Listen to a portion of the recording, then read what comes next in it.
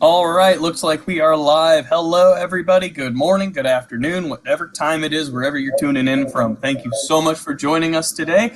This is our first Tox Talks of 2022. We're going to talk a little bit about winter poison hazards. So thank you. If you have seen Tox Talks before, you should know Fiorella from the Virginia Poison Center. You should know me. I'm Alex. I'm with the Washington Poison Center. But you may not have met our two guests today who are going to help us talk about these winter hazards and how to stay safe. So let me introduce C-SPY, that's Certified Specialist in Poison Information, Becca Lang, as well as educator Mandy Slag, both from the Minnesota Poison Control System. Thank you both so much for joining. So we got three, different parts of the country represented here today. So three very different experiences of winter hazards, but there are some common themes throughout both. So let's dive right in. But before just to touch on some logistics, if you have questions, we do want you to ask those. Please do so in the comment section on Facebook or on YouTube, however you're watching this. And if you think of the question after the fact, say you're watching the recording and you think of a question, go ahead and still add it in the comment section. We'll do our best to check after the fact. All right, so let's get going. Let's start actually with decorations. Now, if you're like me, if you take your time putting things away fully, you may still have some holiday decorations out. I won't tell you how many I have out. You can only see so much of my apartment, so there we go. So, Becca, let's start with you. What are some general tips and considerations you want folks to keep in mind regarding putting away holiday decorations? Yeah, so most of the time, modern decorations are mostly just a choking hazard. Nothing horribly toxic is in there. Of course, like most things, there are some exceptions to this. So one thing that we do worry about are bubble lights. So these were much more popular as decorations before the 1940s. They contain a liquid called methylene chloride, which can be harmful when ingested or sometimes even when it's absorbed through the skin. So these are much less common now, but a lot of people might still have these vintage cool decorations at home or maybe at a grandparent's house. So if one of these break, it's just important to ventilate the room to avoid being exposed to the fumes, wear gloves to clean up the liquid, and it should be disposed of as hazardous waste as well. Interestingly, snow globes, when these are broken, the liquid contains some harmful bacteria, which can kind of resemble food poisoning. Not all the time, but sometimes. And then just kind of an interesting fact, some decorations such as artificial snow used to be very toxic and contained asbestos. And asbestos was used for this purpose actually through the 1950s. So again, products these days are usually pretty safe and are sold as non-toxic and should be labeled as such if they are. All right, thanks for walking through that. So don't eat your decorations. Make sure the kids in the home don't eat the decorations. And don't drink snow globe fluid. You should be doing fine. And if you do, if a kid gets into it, we do have a number you can call to figure out what to do. So just keep this number in mind, 1-800-222-1222. You can call us about any of these situations and more.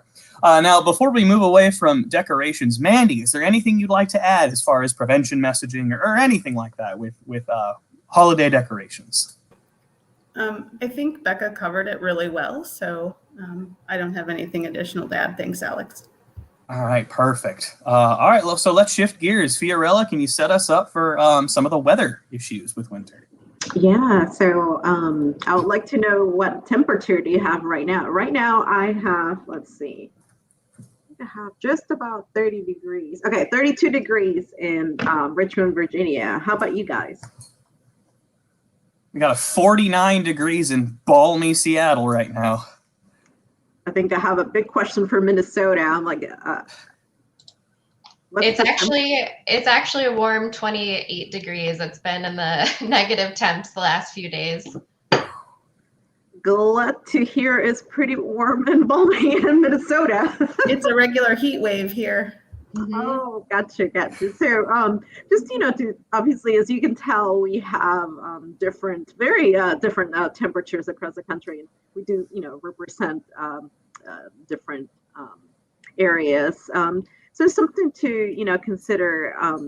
Let's say we're driving, or right before, I should say, getting ready to drive. Things to consider, for example.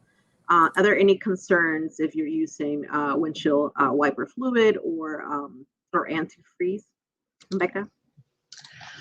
Yeah, so both windshield wiper fluid and antifreeze contain or can contain some pretty toxic chemicals and can be dangerous even in small amounts when ingested by children or adults. So I'll just walk through that a little bit. Windshield wiper fluid generally contains a substance called methanol, which can cause blindness in a toxic amount, and antifreeze commonly has ethylene glycol in it, which can permanently damage the kidneys when it's ingested. Ethylene glycol, or what's more commonly an antifreeze, can actually taste sweet, so it makes it even more dangerous to little kids or to pets.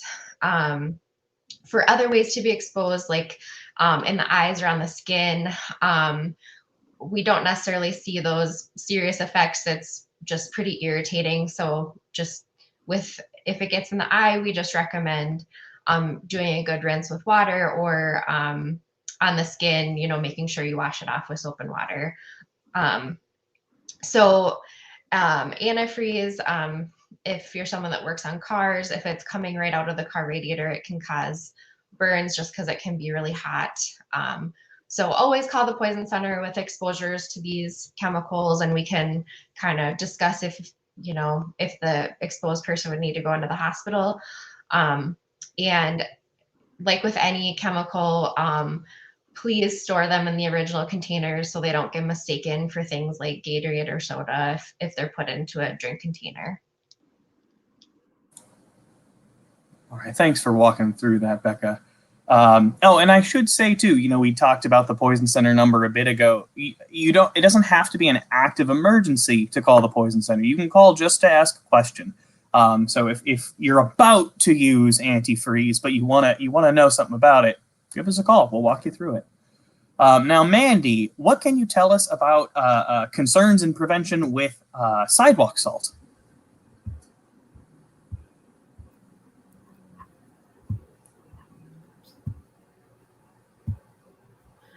Thanks, Alex. With the ice melt, something to think about, people can inadvertently bring it home on the bottom of their shoes. So you want to wipe off your shoes when you come into the house. And then, of course, if you have toddlers or infants, they'll not only find it, but they'll put it into their mouths. So you just want to be sure to store those products up high and out of sight. Okay, good. So how about, are there any concerns if people were to lose power? Any safety concerns when it comes to poisonings? This is a really good reminder to always have a working carbon monoxide detector in your home. There are many sources of carbon monoxide, and it's a colorless, tasteless, odorless gas that can be deadly. So a couple of things, like you never want to use a grill inside your home, as this could cause a buildup of carbon monoxide. Same thing with heating up your car. Be sure to pull out of the garage, and you never want to sit in a car that's heating up while the garage door is closed, because that can build up carbon monoxide as well. And the symptoms can be kind of vague and resemble other types of illness. So things like nausea, vomiting, headaches, and fatigue. So it's just super important to have a detector to know that, if you start having these types of symptoms, that if the alarm's going off, then you know that you need to get out of the situation, and then get fresh air is kind of the first step there. Okay, good. Any other points, anybody? I was just going to add that it's important to, when you have those carbon monoxide detectors to make sure and check them regularly. A good tip is to check them when you change your clocks twice a year. Just to make sure they are working, when they're working correctly. I mean, just working to begin with, and working correctly on. Yep, and changing the batteries as well. Well, I mean, it seems like we welcome people for, questions if you have any questions regarding winter safety. But we are always here. We're open. The Poison Helpline is open 24/7. We are free, and we have experts standing by. And the call can be made in any language. We will have. We actually have interpreters that can help with this. Any last thoughts, perhaps, Alex? Yeah, I was thinking when you were talking about the sidewalk salt, Mandy, making sure to wipe shoes and stuff. For those who have pets, make sure their paws are free of the sidewalk salt as well. And I do want to emphasize, unfortunately, we don't take pet calls at the Poison Center. We are the People Poison Center. But there is a pet poison center that folks can reach out to. Keep in mind, they aren't free. They do have a consultation fee, but we can get that number put in the comment section there for anyone who needs to call on their critters, their pets. Let's see. Oh, and just I can never reiterate enough, the bread and butter of Poison Center safety messaging really comes down to safe storage, making sure you store things up high, out of reach, in their proper containers. And as both Becca and Mandy were saying, some like antifreeze can taste sweet, and it's often blue. And Gatorade is also blue, so don't put it in a Gatorade bottle, please. And if something happens, if you make a mistake, please give us a call. There is no shame, there's no stigma, there's no cost in calling your local poison center, and that number will route you to your local one based on your area code. All right, I'm going to see if we've got any comments here before we go ahead. Oh, and that was just thank you, Megan, for getting those links put for the Animal Poison Control Center.